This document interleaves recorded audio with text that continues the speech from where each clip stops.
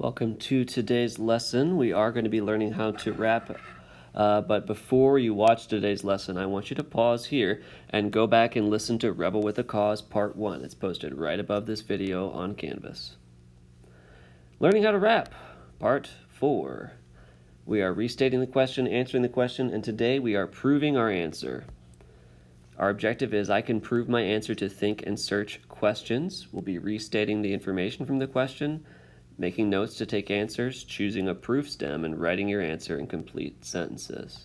I'm talking about think and search questions today. That's just questions where instead of the answer being in one single spot or word or phrase, it's going to be in different parts of the text.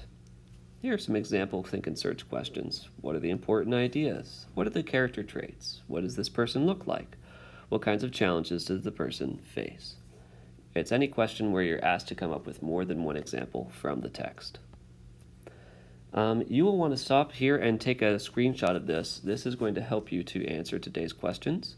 You're going to be using the words "I know this is true because" in every answer that you use to where you're using proof to answer, and you're going to use one of these phrases to help you fill in that proof. The author wrote, the author said that, the illustration shows, in the story blank says, in the book blank does. So we're using the author's words or evidence from the illustrations, the pictures, or evidence from the character's words or the character's actions. Once again, you should have taken a screenshot of this screen. Here's what it looks like to do today's task. We are answering the question, what colors are the Patriot and British uniforms in Rebel with a Cause? Our first task is to restate the question, so let's do that now. The Patriot uniforms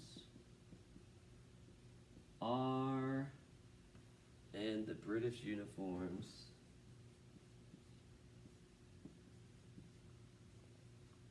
leaving space for myself to answer that. And the British uniforms are, okay. And then I would, if I'm going to be real diligent about it, I'm going to say in Rebel with a Cause. Underlined because it's a title. We haven't talked about that much this year, but that's why that's underlined. Underlined because it's a title. In Rebel with a leaving some space for myself to answer the question. Okay, now I need to answer. Steps for answering mean go into the text and take a couple notes if I can. Looking for the answer. Okay, and I've already read this text to you. You've listened to me read this. Dicey stretched her tired back. She felt the blue cloth her brother was weaving. Okay, on page 4 it says, Patriots wear blue uniforms. The Patriots' uniforms are blue. Okay, I'm answering the text. I'm answering the question. The Patriot uniforms are blue. It's kind of funny to write that with red, isn't it? But that's where we are. And the British uniforms are, what are they? The soldiers in town wear red coats. The British uniforms are red. Okay, the Patriot uniforms are blue and the British uniforms are red in Rebel with a Cause. If you're not comfortable writing that in chunks, then you can take your notes, and when it's time to write your answer, you can restate and answer at the same time. Notes are helpful for that. Okay, now I want to prove my answer. To prove my answer, I need to write that statement at the top of your proof stems screenshot that you took, which is, I know this is true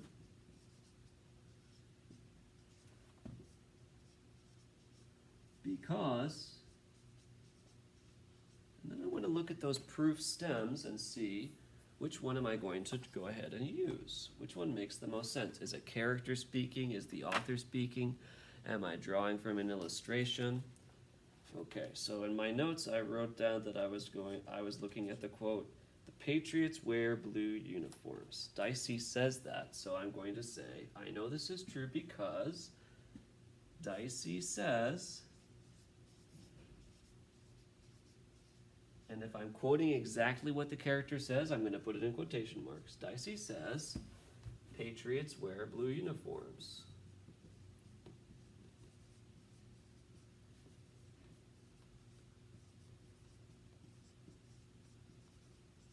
Comma, quotation mark. Okay, I'm done writing what she said.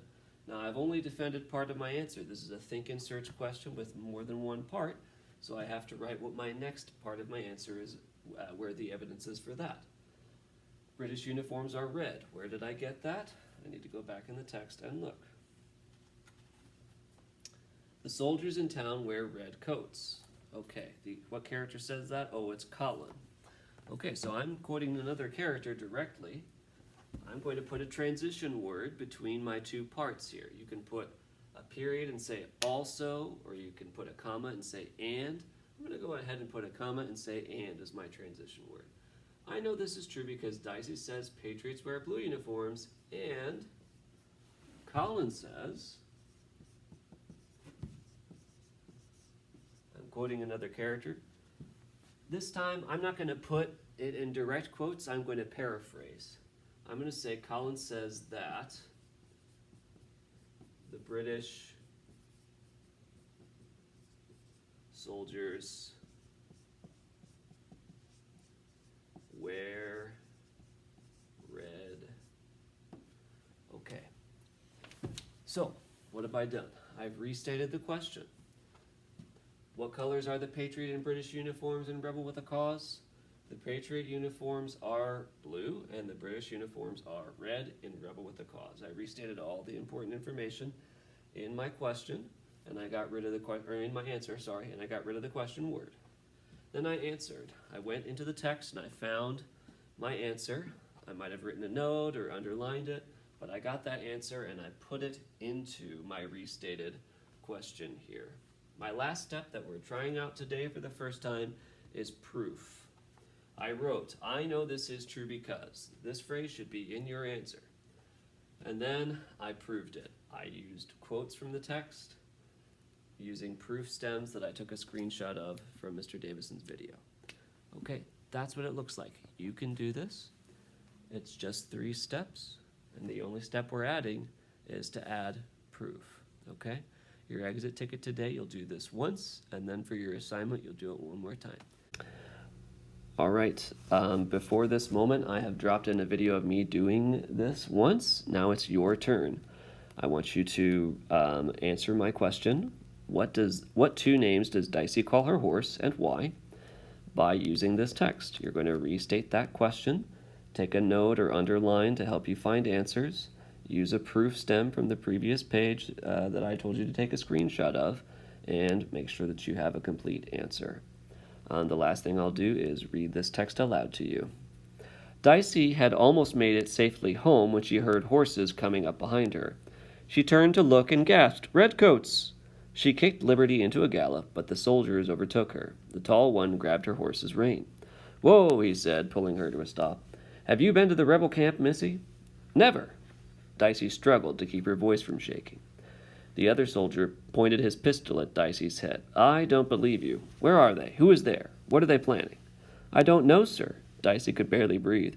"What did that Patriot guard call her outside his camp? A little girl?" "I'm just a little girl. I like riding sweet, She stopped mid-word.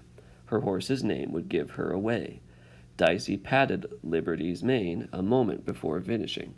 "I love riding my sweet old Daisy Belle." The soldier kept his gun trained on Dicey. Once again, what 2 names does Dicey call her horse? Her real name and the one she made up. And why? Why does she call her horse 2 different names in this passage? Restate the question, write notes or underline things to help you answer, write the proof stem, and answer the question with evidence. See you on the other side.